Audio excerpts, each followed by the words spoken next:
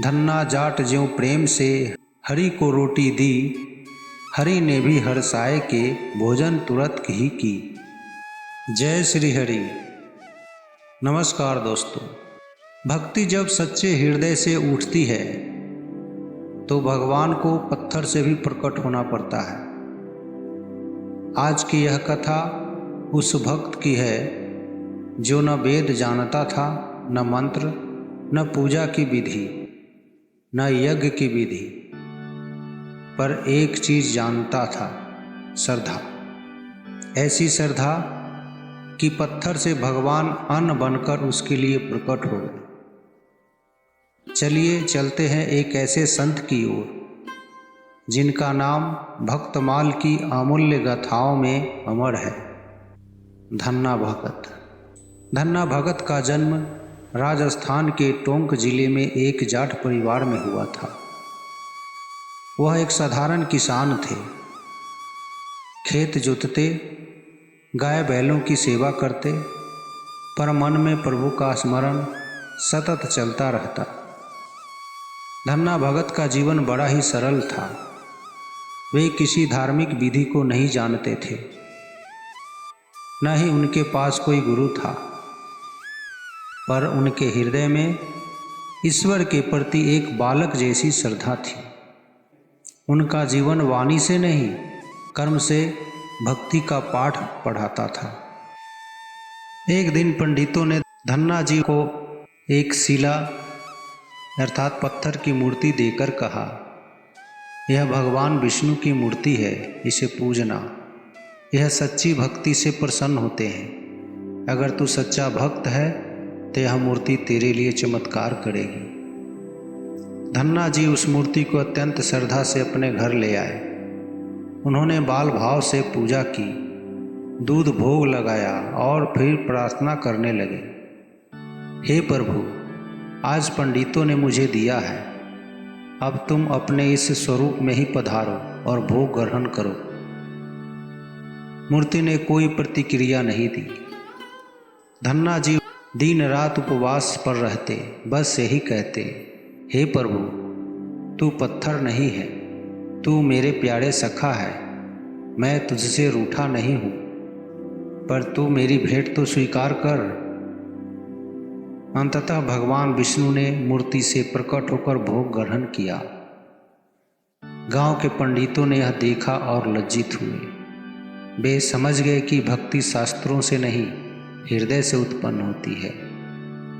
धन्ना जी की भक्ति इतनी प्रसिद्ध हो गई।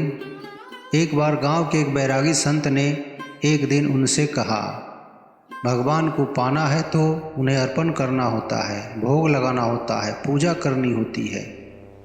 धन्ना जी ने तुरंत भक्ति का यह मार्ग स्वीकार किया।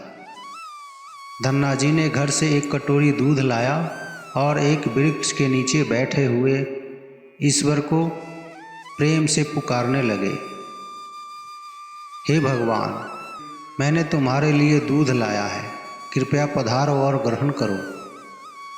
वृक्ष हिलता नहीं, कोई आवाज़ नहीं आती। धन्ना भगत कई घंटे तक बैठे रहते हैं, परंतु भगवान नहीं आते। वो अगली सुबह भी ऐसा ही करते हैं और फिर अगली सुबह भी। लोग हंसते हैं, अरे धन्ना, भगवान दूध पीने नहीं आते, यह कोई बच्चों की बात नहीं। लेकिन धन्ना का मन नहीं डगमगाया। उनकी श्रद्धा ने हंसी का उत्तर नहीं दिया, सिर्फ और गहरी भक्ति दी। भगवान की करुणा जागी। कहते हैं भक्त की पुकार व्यर्थ नहीं जाती। तीसरे दिन जब धन्ना भगत ने आंखें बंद कर करुणा से पुकारा, हे मेरे मालिक, तू नहीं आएगा तो मैं भी अन्न जल ग्रहण नहीं करूँगा। तू मेरी भेंट को स्वीकार क्यों नहीं करता है? तभी भगवान श्री हरि ने एक बालक का रूप धारण किया और दूध पी गए। धन्ना की आंखों से आंसू बहने लगे। आज उनकी भक्ति को उत्तर मिला था। आज भगवान ने स्वयं स्वीकार किया था कि तू मेरा है और मैं तेरा। अब रोज धन्ना भोग लगाते और भगवान बालक के रूप में आकर भोग स्वीकार करते। यह बात धीरे धीरे गांव में फैल गई। लोगों ने यह देखा और सोचा, यह साधारण किसान ऐसा चमत्कार कैसे कर रहा है। गांव के पंडित जो शास्त्रों के ज्ञाता थे ईश्वर्या से भर गए। उन्होंने धन्ना की परीक्षा लेनी चाहिए। एक दिन धन्ना भगत के गांव में एक साधु आए। उन्होंने धन्ना को विष्णु भक्ति के विषय में बताया। धन्ना भगत ने उनसे पूछा, महाराज, आप जिस भगवान को पूजते हैं, क्या वो सच में आपको दर्शन देते हैं? साधु ने कहा, जब भक्ति सच्ची हो तो भगवान जरूर प्रकट होते हैं। धन्ना ने आग्रह किया, मुझे भी बताइए कैसे उन्हें पाया जाए, भगवान को कैसे पाएं? साधु धन्ना भगत की जिद के आगे चिढ़ गया। साधु ने उनसे छुटकारा पाने की चाह में एक सालग्राम शिला, जो भगवान विष्णु का प्रतीक पत्थर है, उसे देकर कहा, इसे भोजन चढ़ाओ, स्नान कराओ, पूजा करो और भगवान तुमसे प्रसन्न हो जाएंगे। बेचारे सीधे साधे धन्ना भगत सालग्राम शिला को बड़े प्रसन्न मन से ग्रहण किया। साधु वहाँ से चले गए, लेकिन धन्ना की भक्ति वहीं से शुरू हुई। अब धन्ना ने उस सालग्राम शिला को भगवान मान लिया। हर दिन वे उसे भोजन परोसते, रोटी, दाल, लस्सी, जो भी घर में बनता। लेकिन कई दिन बीत गए, भगवान ने भोजन नहीं किया। धन्ना परेशान होने लगे।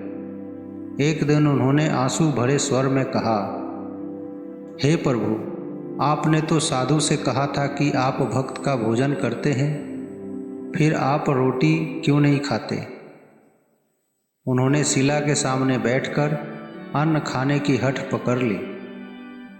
बोले, अगर आप रोटी नहीं खाएंगे तो मैं भी अन्न नहीं लूँगा।